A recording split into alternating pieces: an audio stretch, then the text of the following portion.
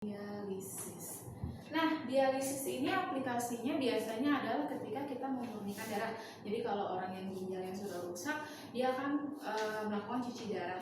Nah, cuci darah itu adalah sebenarnya aplikasi dari dialisis ya. Jadi apa sih yang dimaksud dengan dialisis? Dialisis itu berarti adalah pemurnian koloid. Ya. Oke, jadi dia adalah pemurnian koloid dengan cara gimana? Jadi misalnya di sini kakak masukkan si koloidnya itu adalah ke kantung yang semi permeable ya, berarti dia bisa dilewati oleh zat ya, tetapi hanya zat tertentu yang bisa lewat. Nah, ya.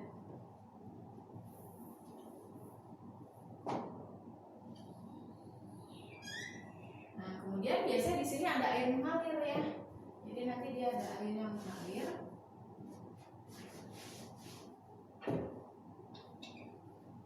Dimasukkan ke dalam air yang mengalir. Jadi nanti di sini ada air yang bergerak. Ya, ini juga ya. Jadi akan ada air yang masuk dan ada air yang keluar. Nah, ini adalah tadi kantung semi permeable. Jadi nanti kalau semi permeable itu yang dia bisa partikel yang keluar dari kantung ini, tetapi hanya si air atau yang ukuran partikelnya sangat kecil. Nah, berarti larutan dong. Jadi biasanya kalau dalam darah itu zat-zat yang mengganggu itu adalah ion-ion. Ya, jadi nanti ion-ionnya akan keluar. Di sini berarti koloidnya. Ini ada koloidnya yang kotor ya. Oke, jadi nanti si koloid kotor ini melewati air yang mengalir. Nah, nanti yang pengotor-pengotornya ini akan ikut mengalir dengan air keluar dari si kantung ini. Jadi nanti yang tersisa itu adalah hanya koloid bersih gitu ya. Itu adalah aplikasi dari dialisis. Oke, nah kemudian kita masuk ke bagian yang B. Ada juga istilahnya, yaitu ada koloid liofil, liofob, dan asosiasi. Oke ya, jadi setelah tadi kita mempelajari 6 sifat dari koloid, kita masuk ke koloid liofil, liofob, sama asosiasi. Apa sih Kak maksud dari liofob, liofil, dan asosiasi ya? Kita masuk yang pertama, yang namanya koloid liofil adalah di mana koloid yang menyukai medium pendispersinya. Ya, berarti dia stabil karena dia menyukai medium pendispersinya. Biasanya dia bersifat lebih stabil walaupun dia jumlahnya sedikit atau banyak ya. Nah, biasanya kalau pelarutnya atau pendispersinya adalah air, maka kita akan menyebutnya sebagai hidrofil. Ya, contohnya apa sih? Contohnya agar-agar. Kalau dikasih air kan nanti dia akan semakin padat ya. Jadi dia termasuk ke dalam yang bentuknya stabil ya. Jadi agar-agar dikasih air nggak langsung hancur kan? Nah, itu adalah masuk ke dalam koloid liofil. Jadi kalau dia pelarutnya air, maka disebut sebagai hidrofil. Nah, kemudian yang kedua ada yang namanya koloid liofob. Nah, dari kata fobia. Nah, berarti kebalikannya, koloid yang tidak menyukai medium pendispersinya. Koloid yang tidak menyukai medium pendispersinya. Nah, kalau medium pendispersinya adalah air, berarti kita sebut dia sebagai hidrofob. Nah, jadi kalau dikasih air dia akan langsung hancur. Nah, jadi dia akan stabil jika dalam keadaan sedikit. Kalau banyak dia tidak stabil. Jadi stabil jika sedikit. Ya. Oke. Kemudian ada yang namanya koloid asosiasi. Nah, Apa sih koloid asosiasi? Koloid asosiasi itu adalah zat yang membentuk koloid jika dilarutkan dalam air, ya. Jadi ini adalah zat yang menjadi koloid jika dilarutkan dalam air. Contohnya apa? Contohnya kalian sering pakai kok sehari-hari ya, yaitu bisa sabun atau deterjen juga bisa ya.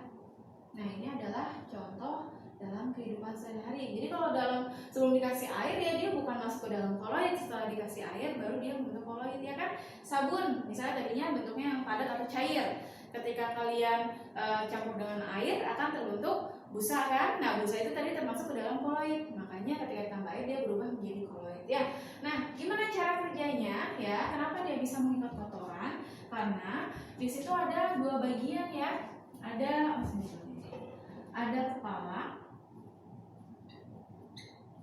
sama ada ekor. Ya, oke.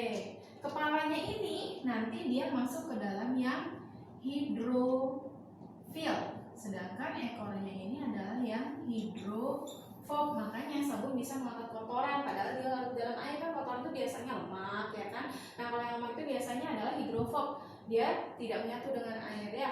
Nah, gimana cara kerjanya? Jadi kalau digambarkan sabun itu kan dia terdiri dari rantai ya, kemudian ada kepalanya itu COO ya. Jadi ini CH3 CH2 kalikan dengan N ya. Jadi ini ada rantai karbon, ini rantai karbon, ini adalah karboksilatnya, yang ini adalah bagian ekor, yang ini adalah bagian kepala. Nah, gimana cara kerjanya? Jadi kalau digambarkan rantai karbonnya kan dia bentuknya zigzag ya, kalian udah belajar kan. Kemudian ada si COH-nya ya. Jadi ini adalah bagian ekor.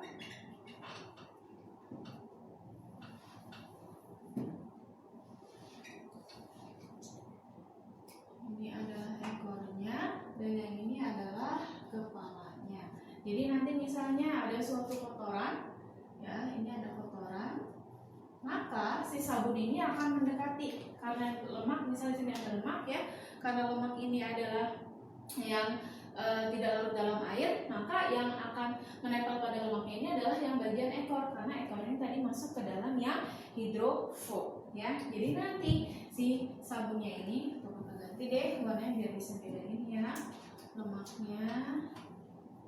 Nah, jadi nanti dia akan dikelilingi oleh partikel sabun yang menempelnya adalah bagian ekor.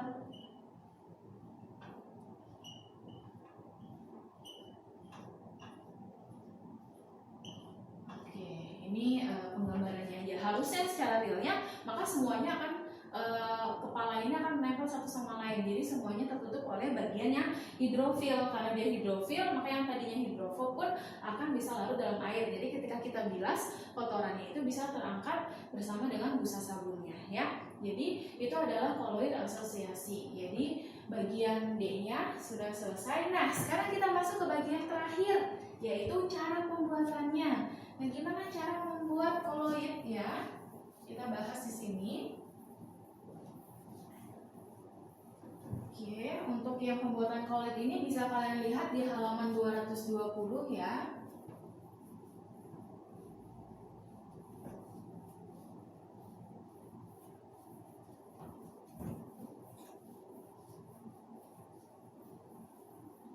Oke, bagian E yaitu pembuatan koloid. Nah, koloid ini bisa dibuat dari larutan ataupun dari suspensi ya. Jadi nanti larutan bisa kita ubah menjadi koloid, begitu pula dengan suspensi. Suspensi ini bisa kita ubah menjadi koloid juga.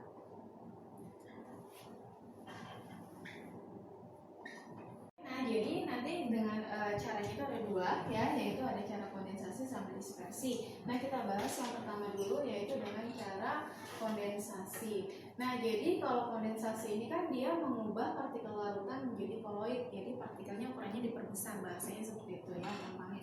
Nah, ada dua cara ya. Yang pertama itu dengan cara fisika. Kalau cara fisika biasanya si larutan ini akan diganti pelarut besar.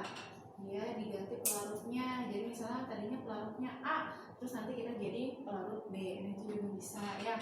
Nah, kemudian kalau cara kimianya. Nah, kalau cara kimianya berarti nanti misalnya kita bisa pakai reaksi hidrolisis bisa. Kemudian juga bisa dengan cara reaksi redoks. Nah, ini adalah contoh dari kondensasi tadi ya. Jadi dia membuat ukuran partikelnya lebih besar. Nah, untuk yang cara kedua yaitu dengan cara yang dispersi. Nah, kalau cara dispersi berarti mengubah ukuran partikelnya dari besar menjadi kecil ya. Jadi dia mengubah ukuran partikel menjadi lebih kecil.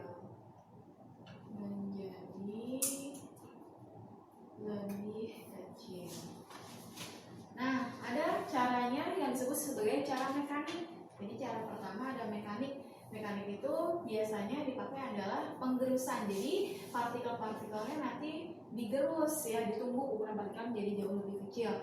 Kemudian kalau dengan cara fisika. Nah, kalau cara fisika ini kalau di coding itu kalian bisa lihat ya di halaman 200 ya, untuk yang cara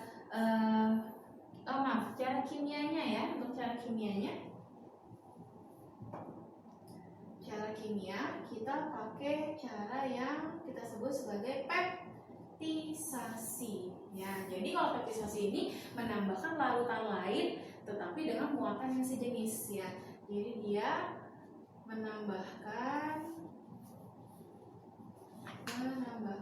muatan lain, muatan lagi, menambahkan larutan yang sejenis dengan larutan sebelumnya, yang sejenis muatannya. Oke, nah kemudian ada juga dengan cara, ini cara pertama, kedua, yaitu Bussur-Bredig. Nah, kalau Bussur-Bredig ini dia gabungan dari cara fisika dengan cara kimia ya. Jadi di sini kalian gambarkan dulu ya alatnya. Nanti kalian kelas 12 belajar ini sebagai elektrolisis ya, Bussur-Bredig ini. Jadi ada gelas kimia, nanti ditaruh logam 2 ya. Nanti ada sumber arus, kemudian ada larutan. Nah, di sini ada bongkahan es. Ya, jadi ini ada banyak es.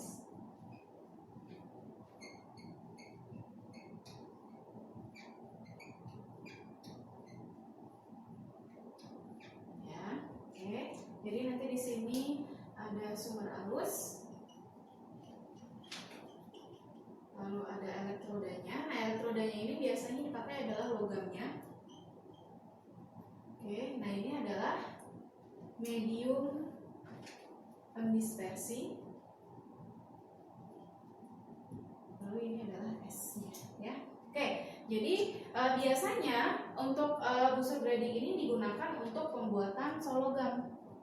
Jadi digunakan untuk pembuatan sol logam. Jadi nanti logam ini kan bentuknya padat. Misalnya kakak pakainya adalah Ag menjadi Ag plus. Nah, ini kan kalau Ag saja dia fasanya solid, berarti dia padat. Sedangkan kalau plus itu udah bermuatan, maka dia pasti adalah aqueous. Jadi nanti elektrolisisnya akan mengubah. Jadi elektrolisis itu adalah bahasa gampangnya mengubah Ag menjadi Ag plus. Nah, jadi nanti sol logam Ag ini akan terbentuk ketika nanti kan Ag-nya ini yang logamnya ini berubah menjadi Ag plus, maka dia akan larut ke sini. Nah, nanti supaya dia terbentuk solnya, maka ini adalah fungsi S-nya. Jadi dari Ag ke Ag plusnya adalah cara kimia, kemudian dispersi di sini. Jadi S ini fungsinya adalah untuk mendispersi atau menyebarkan ion Ag plus tadi ya.